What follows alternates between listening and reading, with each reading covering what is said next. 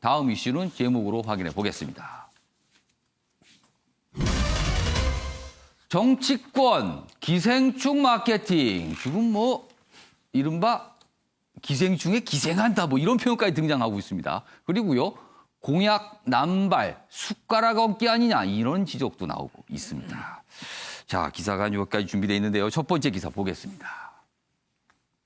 뭐라도 기생충과 엮자. 지금 정치권 이런 분위기랍니다. 기생충이 워낙 잘 나가니까 여기하고 어떻게든 엮여야 된다 지금쯤. 그래야지 얼굴이나 뭐 이름이라도 한 번 더 나온다 뭐 이런 생각입니까? 여야 낯뜨거운 기생이다. 이렇게 됩니다. 기생충에 기생을 한다. 이렇게 되는 겁니다. 자, 여기 보시면 이 봉준호 감독이 대구 출생으로 지금 나오잖아요. 그래서 대구 쪽에서 여러 가지 얘기가 있답니다. 보면 대구의 봉준호 박물관 이런 공약도 나왔답니다. 봉준호 기념관도 있고요. 그리고 생가터 복원한다 뭐 이런 얘기도 나옵니다. 지금요. 대구. 그러니까 자유한국당 예비 후보들 중심으로 이런 공약들이 나오고 있는 겁니다. 그런데 그러자 일각에서 이렇게 얘기합니다. 블랙리스트에 올릴 땐 언제고 이제 와서 이런 소리야 이렇게 얘기하는 겁니다. 지금. 그렇죠. 과거에 블랙리스트, 그러니까 봉준호 감독이 사실 블랙리스트에 올랐잖아요. 근데 그때 집권 여당이 지금 새누리당 그리고 자유한국당의 전시이잖아요. 그런 걸 기억하는 분들이 언제는 블랙리스트 올리더니 뭐 하는 겁니까? 라고 지금 묻고 있는 겁니다. 그리고요. 민주당도 뭔가 공약을 좀 내놨어요. 근데 그 공약들 보니까 어디서 본 듯 같기도 하고 그리고 하필 왜 또 수상 소식이 이렇게 나온 그 다음 날 내놨을까. 그래서 뒷북이다. 뭐 숟가락 얹기냐. 지금 뭐 이런 또 지적이 또 함께 나오고 있습니다. 다음 기사 보시죠. 여야 기생충 마케팅 봉준호 띄우기 눈살이다. 이렇게 돼 있습니다. 어제 이제 민주당에서 뭐 문화예술인들 약간 소득이나 이런 게 좀 굉장히 좀 낮고 그래서 심각하니까 뭐 실업 보험한다 그리고 소득을 좀 지원한다 뭐 이런 얘기가 나왔어요. 공약으로. 근데 좋습니다. 그런데 뭔가 보면 어디서 본 듯한 그리고 하필 왜 또 지금 나왔을까 뭐 이렇게 또 질문을 받게 됩니다. 그리고 여기는 뭐 봉준호 박물관 있고 여기 진중권 교수 또 한마디 했습니다. 블랙리스트 올리더니 한국당 이제 와서 얼굴 두껍다. 이렇게 또 일가를 해놨군요. 또 이렇게. 자, 관련 영상부터 확인해 보겠습니다. 지난 2018년에 실시된 예술인 실태조사 결과에 따르면 예술 활동에 따른 연평균 수입이 고작 1,281만 원에 불과하고 문화예술인들의 고용 안정성 또한 매우 열악한 상태인 것으로 나타났습니다. 이 같은 문제점을 개선하기 위해 더불어민주당은 문화예술인의 고용 안전망을 보다 강화하겠습니다. 우리 봉준호 감독은 대구 출신입니다. 저도 동시대에 그 이웃 동네에서 학교를 같이 다녔습니다. 우리나라도 대기업인 CJ그룹의 지원이 없었더라면 오늘날 같은 쾌거가 있었을까 다시 한번 생각하게 됩니다. 다른 당은 몰라도 자유한국당만큼은 이 국면에서 입을 다물고 가만히 있어야 할 것입니다. 봉 감독을 좌파 인사로 분류하여 문학의 블랙리스트에 올리고 핍박했던 것이 자유한국당의 집권기였습니다. 더구나 CJ가 제작하는 콘텐츠들이 정권의 입맛에 맞지 않자 이미경 부회장을 자리에서 물러나라고 강요하기도 했었습니다. 예, 박주현 변호사. 이제 자유한국당 예비 후보들이 여러 가지 이제 공약을 이제 총선 관련해서 어떤 공약들 내는 건데 이게 봉준호 마케팅이라고 이제 평가를 받아요. 그런데 네. 그 얘기를 듣자 많은 분들이 과거 이제 이른바 블랙리스트를 떠올리게 되는 겁니다. 안 맞죠. 예. 자유한국당에서 블랙리스트를 한 거라고 봐야 되겠죠. 뭐 새누리당 뭐 그 전이니까요. 예. 그럼에도 불구하고 이렇게 크게 수상을 하고 쾌거에 수상을 하니까 동상 만든다고 뭐 하고 박물관 뭐 만든다고 동상 하는데 얘기도 있더군요. 산 사람을 동상 지금 만들 필요까지 있겠습니까? 예. 어쨌든 대구라는 곳. 근데 뭐 사실 민주당은 대구보다는 좀 지금 자유한국당 예비 후보들이 지금 경쟁을 해요. 예. 전 무조건 연결해 보려고. 예. 저도 연결하자면 저희 동네 제가 살던 동네랑 비슷해요. 바로 옆입니다. 옆입니까? 근데 그게 뭔 의미가 있습니까? 예. 사실은 봉준호 감독이 그 뭐 대구 살았기 때문에 뭐 저거 수상을 했습니까? 말이 안 되는 거거든요. 그럼에도 불구하고 이 지금 예. 결국은 조롱의 거리가 되는 거예요. 이렇게 블랙리스트에 올릴 때는 언제고 또 여기 와서는 또 이런 얘기를 하고. 다만 민주당하고는 다른 것 같아요. 민주당은 뭐 지금 예비 후보들 간의 경쟁이기 때문에 예. 그 대구의 자유한국당 출신 예비 후보들 간에 예. 동상하겠다, 박물관하겠다, 예. 영화하겠다. 예. 그러기 때문에 뭐 큰 의미 없는 얘기가 아닌가 그 생각도 유권자들에게 들기도 합니다. 그런 얘기를 던지면 그게 어떤 뭐랄까 이른바 그렇게 예비 후보들 활동하는 거는 표심을 얻기 위한 그렇죠. 거잖아요. 그 예. 표심에 영향을 줄까요? 같은 당에서 예비 후보들끼리 하는 거기 때문에 예. 똑같은 얘기들 하고 있구나 이렇게 볼 것 같다는 생각이 저는 들거든요. 큰 의미가 없을 거라고 생각이 들어요. 알겠습니다. 왜 하는지 모르겠어요. 그러니까 박주민 변호사는 도대체 왜 그런 저도 말을 하는지 대구입니다. 모르겠다 저도 이렇게 대구예요. 마무리해 주셨네요. 윤영권 대표님, 예. 민주당에서도 어제 공약을 문화 관련 공약을 내놨는데 이른바 이제 예술인에 대한 지원 공약입니다. 그런데 왜 하필 또 어제 뭐 그런 걸 했는가 요때 맞춰도 그리고 뭐 왠지 어서 좀 본 듯하기도 하다 뭐 이런 반응이에요 좀. 그렇죠. 민주당에서도 뭐 공약을 내놨는데 예. 뭐 과거에 내놨던 그걸 재탕한 거죠. 예, 뭐 첫 주민등록 발급자한테 뭐 5만 원짜리 뭐 문화예술 뭐 카드를 준다든지 뭐 하여튼 저 예. 봉준호랑 엮어서 뭐를 좀 하려는 뭐 그런 게 좀 많지 않느냐. 예. 뭐 대구랑 엮고 뭐 지금 한강에도 보면은 옛날에 봉준호 감독이 예. 그 괴물이라고 한강에 괴물 나와서 예. 했던 거 있잖아요. 예. 한강 수변공원에 2억 들여서 괴물 갖다 놨거든요. 예. 그거 굉장히 흉측해요. 오. 정말 괴물 같거든요. 아 있습니까? 네, 그런 게? 그런 거 좀 안 했으면 좋겠어요. 좀 수준 좀 높은 거 해줘야지. 봉준호 감독하고 저랑 예. 또 같은 점이 보니까 같은 닭띠더라고요. 그래서 닭 박물관을 아예 차라리 만들자. 저는 이런 제안하고 싶은 생각이 들죠. 자기랑 똑같으면 다 하는 거예요. 그 이어령 교수가 얘기했잖아요. 예. 봉준호 감독의 영화는 기생충 할 때 기생이 아니라 상생이다. 이게 왜 그러냐? 예. 거기에 가난한 사람 기생충 영화 나오면 가난한 사람도 착하지 예. 않아요. 예. 부자인데 그렇게 악한 사람이 아니야. 그렇죠. 가난한 선악이 사실 사람, 없습니다. 선악하고 악함하고 같이 예. 공존해요.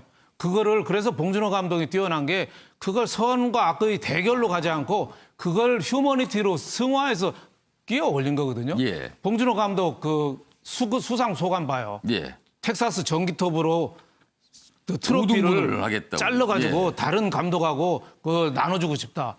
이거는 같이 가는 거예요. 같이 예. 같이 간다는 그런 의미를 교훈을 우리가 시장 경제를 그 놓치지는 말되 예. 시장 경제에서 낙오된 가난한 사람들, 어려운 사람들을 우리가 사회적인 차원에서 배려하는 거. 예. 이게 봉준호 감독 영화의 교훈이거든요.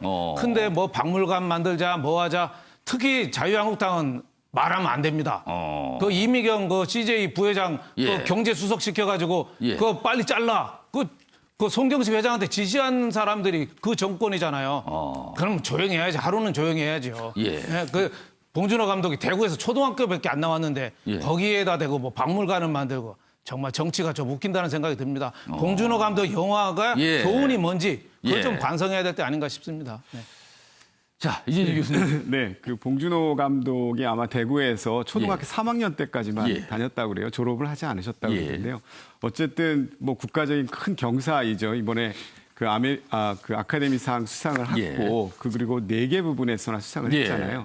근데 저는 이번에 이렇게 크게 문화예술계 또 영화계에 관심을 갖는 것도 또 중요하지만 예. 또 한편으로는 이번에 그 아카데미상에 또 후보로 올라갔던 분도 계세요. 예. 이승준 감독이라고 하는 분이 어. 다큐멘터리 부분 단편상 그렇죠. 부분에 단편 또 다큐멘터리가 있었습니다. 예, 그 부분에 또 후보가 되었는데 물론 수상을 받지는 못했죠. 예. 이만큼 문화라고 하는 것이 중요하다라고 하는 것을 정치권이 다시 한번 각성하는 계기가 되었으면 좋겠고 이런 상을 받았던 사람한테 일시에 많은 관심을 가져주는 것이 예. 물론 바람직한 부분들도 조금은 있겠죠. 예. 그러나 준비되지 않은 여러 가지 말들이 나옴으로 인해서 예. 오히려 정책을 정책답게 만들지 못하는 왜곡되는 현상을 보이기도 합니다. 실제로 2019년도에 예. 그 인천에서 발표한 예. 자료인데요. 인천연구원이 이런 자료를 발표합니다. 예. 인천 지역에 거주하는 예술인들에 대한 생활 수준을 살펴보니까 전체의 53.5%가 월 150만 원 이하의 소득 수준이더라.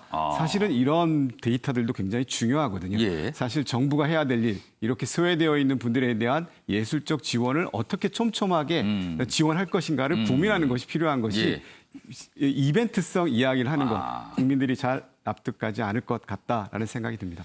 자, 이렇게 정치가요, 어떤 유명한 예술인, 어떤 유명한 문화인에게 자꾸 기대려고 하는 건 정치 자체가 좀 사람들로부터 신뢰를 얻지 못할 뿐만 아니라 사람들 눈에 보기에 좀 너무 이게 좀 떨어지는 거 아닌가 이런 인식이 있어서 그런 거 아닌가 해요. 그러니까 이렇게 어떻게든 뭔가 유명한 거에 기대려고 하는 거 아닙니까? 그런데요. 어느 당에서요. 지금 색깔과 가지고 갈등이 좀 벌어졌습니다. 보시죠. 다음 기사입니다.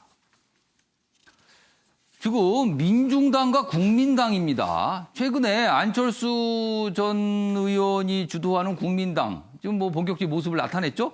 그리고 그 당색을 오렌지색, 뭐 주황색이라고 할 수 있죠. 뭐 그 발표를 했는데 그러자 민중당이 이거 원래 우리가 몇 년째 쓰던 색인데 이거 왜 가지고 갔나라고 지금 항의를 하고 있습니다. 그래서 이런 내용입니다. 민중당 주황색은 3년째 우리 상징인데 뭐 하는 겁니까 지금 이렇게 항의를 합니다. 그러자 국민당 이렇게 얘기해요. 당시 민중당색은 주황색이고 국민당색은 오렌지색이랍니다. 이렇게 구별을 했어요. 그래서 다르다고 얘기합니다, 지금요. 보시죠. 당색 소유권 놓고 옥신각신이다. 여기 지금 국민당 관계자의 말이 소개돼 있는데 눈을 뜨고 들여다보면 좀 다르다. 다른 색깔이다. 그래서 저희가 준비 좀 했어요. 진짜 다른 색깔인지 화면 좀 봐주세요. 자, 이쪽이 민중당입니다. 색깔이요. 민중당 이렇게 뭐 글자가 있고 뒤에 바탕색이 있죠. 지금 얼마 전에 이 국민당이 좀 발표할 때 배경으로 까는 색깔이에요. 여기 뭐 안철수와 함께 뭐 새로운 정당이요 국민당 이렇게 들어가 있는데 시청자분께서는 이렇게 보이십니까? 달라 보이나요? 뭐 어떻게 된 겁니까? 여기 경계선을 보면 뭐 다르긴 하네요. 색깔이 어떤 농도의 차이가 있는 것 같기도 하고요. 그래서 지금 이 색깔을 가지고 주황색이냐 오렌지색이냐 이거 원래 누가 처음부터 쓴 거냐 이거 써서는 되냐 안 되냐 이렇게 좀 공방이 좀 벌어지고 있습니다. 저희가 관련 영상도 준비했습니다. 보시죠. 국민당이 당색으로 주황색을 사용한다고 합니다. 원내 정당 민중당이 3년째 사용해오고 있는 색인데도 국민당은 단 한마디의 상의도 양해도 없이 일방적으로 결정하고 선포했습니다. 국민당과 안철수 대표께 6만 3천 민중당 당원이 요구합니다. 주황색 가로채기 그만두기를 바랍니다.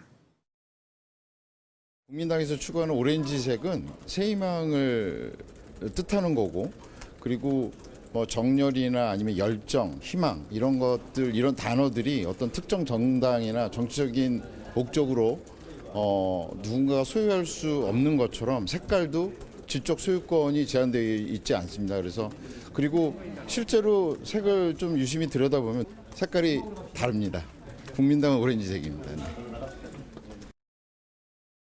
오렌지색입니다. 이렇게 강조를 하고 있습니다만 색깔이 비슷하다는 논란이 계속되고 있거든요. 조대진 변호사. 네. 사실 어떤 정당이 새로 생기면 그 정당의 가치, 지향하는 바, 그리고 어떤 정책적 목표, 뭐 이런 게 사실은 주목을 받아야 되는데 색깔 논란에 휩싸였어요.